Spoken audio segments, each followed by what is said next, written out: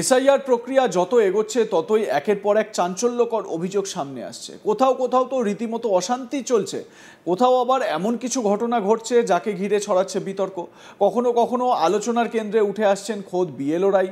এই প্রতিবেদনেও আপনাদের তেমনই একটি বিষয় জানাবো, যেখানে এক বিএলওকে নিয়েই চর্চা শুরু হয়েছে। ভাবছেন বিএলও আবার কি করলেন? চলুন বিষয়টা একটু খোলসা করি। ঘটনাটি ঘটেছে বাঁকুড়ার ছাতনায়। এখনও দেওয়ালে জলজল করছে গত পঞ্চায়েত ভোটে তৃণমূল প্রার্থী হিসেবে সজল মুখার্জির নাম। আর সেই সজল মুখার্জি কিনা এবার বিএলও। রাজনৈতিক মহলে এই নিয়ে জোর তরজা শুরু হয়ে গিয়েছে ছাতনা এলাকায়। দেখুন, এই হচ্ছে সজল মুখার্জির যে পোস্টার, দেওয়াল লিখন গত ভোটে বা পঞ্চায়েত ভোটে।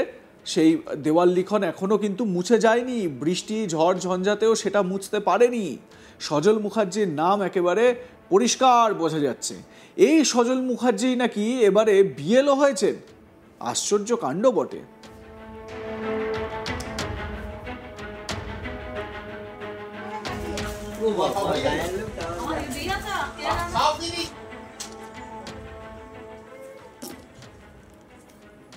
বাড়ি বাড়ি যাচ্ছেন বিএলও, গিয়ে এসআইআর এর ফর্ম বিলি করছেন। ছাতনা বিধানসভার বামুনকুলি ৭১ নম্বর বুথের বিএলওর নাম সজল মুখার্জি। তিনি বাড়ি বাড়ি গিয়ে কথা বলছেন সাধারণ মানুষের সঙ্গে।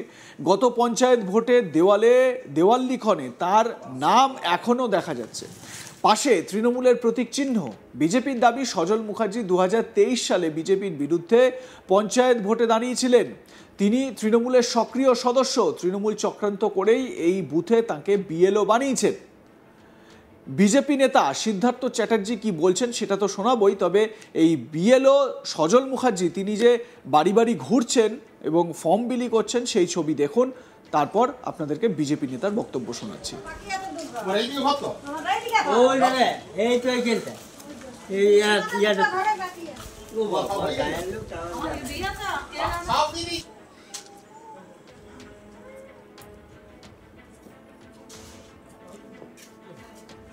সজল মুখার্জি দেখুন, বিগত 2023-এ বিজেপির বিরুদ্ধে টিএমসির হয়ে প্রার্থী হয়ে দাঁড়িয়েছিল এবং আমাদের এখানে যে ক্যান্ডিডেট বিজেপির ছিল অশোক বিদের বিপরীতে উনি দাঁড়িয়েছিলেন সজল মুখার্জি, এবং তিনি পরাজয়ও হয়েছেন। তাহলে একজন সক্রিয় কর্মী, যিনি একজন এখনও টিএমসির সক্রিয় কর্মী, তাকে এইভাবে তৃণমূল যে বিএলও অফিসার করবে, এটা কিন্তু খুবই শোচনীয় ব্যাপার। ভারতবর্ষের পশ্চিমবঙ্গের প্রত্যেকটি জনগণ চাইছে যে ভোটার লিস্ট স্বচ্ছ হোক, তাতে কোনো দুর্নীতি না হয়। তাহলে যদি এইরকম তাদের নিজেদের যদি লোককে ঢুকিয়ে দেওয়া হয়, তাহলে কি করে স্বচ্ছ ভোটার তালিকা তৈরি হবে? আমি যদি টিএমসি করি তাহলে আমি সেই লোকটি তো নাম তো কাটবো না, এটা তো বাস্তব ব্যাপার। তো উনি তো এখনও তো টিএমসি করেন বা টিএমসি সক্রিয় মানুষ, তাই তাকে বিডিও সাহেবকে কমপ্লেন করা হয়েছিল, তা সত্ত্বেও তো তাকে কাটা হয়নি। সে তো বিএলও ফর্ম বিলি করছে এবং রাস্তায় বসে সবাইকে নিয়ে ফর্ম বিলি করছে। আমি নিজে চোখে দেখেছি। আমার সকালবেলা তাকে আমি বলা হলো যে তুমি ভাই ঘরে ঘরে তোমার তো যাওয়া উচিত, কিন্তু তুমি তো ঘরে ঘরে যাচ্ছ না, তুমি সবাইকে ডেকে ফর্ম দিচ্ছ। এবং তার কর্তব্য, তার যদি ফর্ম না সে ভরতে পারে তার ভরে দেওয়া কর্তব্য আছে। এই যতটুকু আমরা জানি, যতটুকু আমরাও ট্রেনিং নিয়েছি বা শিখেছি, এরকমভাবে টিএমসি যদি চাইছে যে ভোট করে জিতে যাবো, সেটা পারবে না।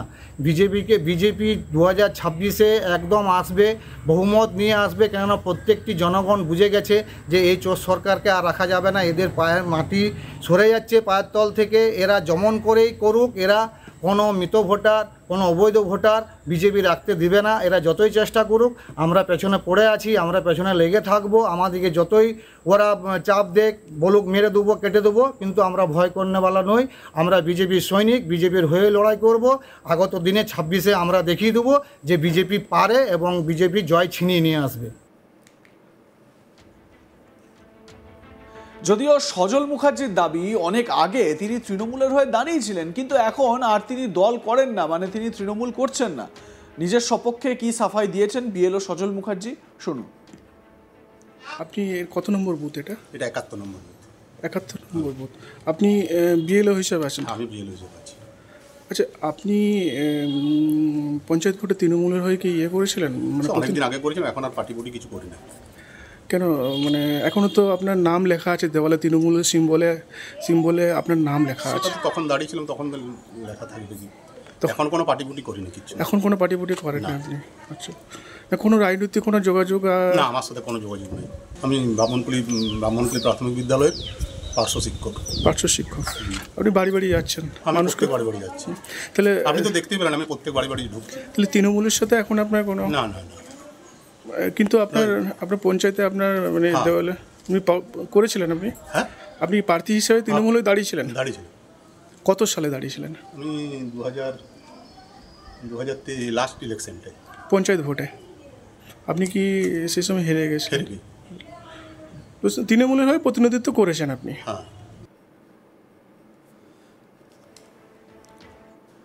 অন্যদিকে বিজেপির এই অভিযোগের ভিত্তিতে তৃণমূল পরিচালিত ছাতনা পঞ্চায়েত সমিতির সভাপতি কটাক্ষ করে বলেন, ছাতনায় বিজেপির যা অবস্থা তা হলো হরি বল বল রে, বিজেপি গেল রে। বঙ্কিম মিশ্র পঞ্চায়েত সমিতির সভাপতি, তিনি কি বলছেন শুনুন। ছাতনার যা অবস্থা, হরিবল বলরে বিজেপি গেল রে। সজল মুখার্জি এখন প্রাইমারি স্কুলের টিচার, তা এখন ধরুন বিএলও, সরকারি বিএলও পাওয়া যাচ্ছে না। সেই বিএলও বিডিও ওয়ানকে ডিউটি দিয়েছে এবং উনি পটেবেজি করতে যায়নি। উনি জনগণের কাজ করছে, ভোটার লিস্টের কাজ করছে, এসআরের কাজ করছে। বিজেপি কোথাও নাই, কিচ্ছু নাই। বিজেপি ধরুন আজকে বিএলও 2তে যে ট্রেনিং হচ্ছে সেইখানে লোক পাঠাতে পারেনি।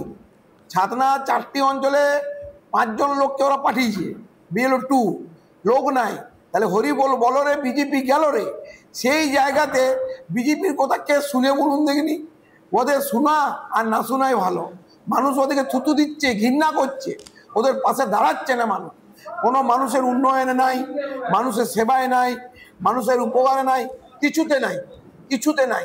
তাহলে ওই বিজেপি নিয়ে আর কিছু বলবেন না, শুধু এই কথাটাই বলুন, হরিবল বলরে বিজেপি গেল রে। তৃণমূল নেতা তিনি বিজেপিকে তো খোঁচা দিচ্ছেন ঠিকই, কিন্তু এটাও তো ঠিক যে যেই বিএলওর অতীতে তৃণমূলের প্রার্থী হিসেবে প্রতিদ্বন্দ্বিতা করার ইতিহাস রয়েছে, সেই ব্যক্তিকেই বিএলও করা হয়েছে এবং তিনি কাজেও যাচ্ছেন। একবার ছবিটা দেখুন, তাহলেই বুঝতে পারবেন যে এই সজল মুখার্জি, যিনি ভোটে দাঁড়িয়েছিলেন এবং নিজে মুখেই স্বীকার করছেন, সেটা নিজে মুখেই তিনি স্বীকার করছেন এবং বলছেন যে তিনি ভোটে দাঁড়িয়েছিলেন কিন্তু এখন দলের সঙ্গে আর কোনো সম্পর্ক নেই। এবারে প্রশ্ন হচ্ছে, যেটা বিজেপি দাবি করছে বারবার করে, যে এই ব্যক্তির পক্ষে, যিনি একটা সময় তৃণমূল কংগ্রেসের প্রার্থী ছিলেন, তার পক্ষে একেবারে নিরপেক্ষভাবে এসআইআরের কাজ করা কি সম্ভব হবে? কারণ তিনি আদর্শগত দিক থেকে তো তৃণমূল কংগ্রেসের হয়ে কাজ করছেন এবং তার পক্ষে নিরপেক্ষ কাজ করা কোনোভাবেই সম্ভব নয় বলছেন বিজেপির নেতা নেত্রীরা। আপনাদের মতামত কি এ বিষয়ে জানাতে ভুলবেন না। দেখতে থাকুন আজ তাক বাংলা, সাবস্ক্রাইব করুন আমাদের ইউটিউব চ্যানেলটি, বেল আইকন প্রেস করুন নোটিফিকেশন পেতে।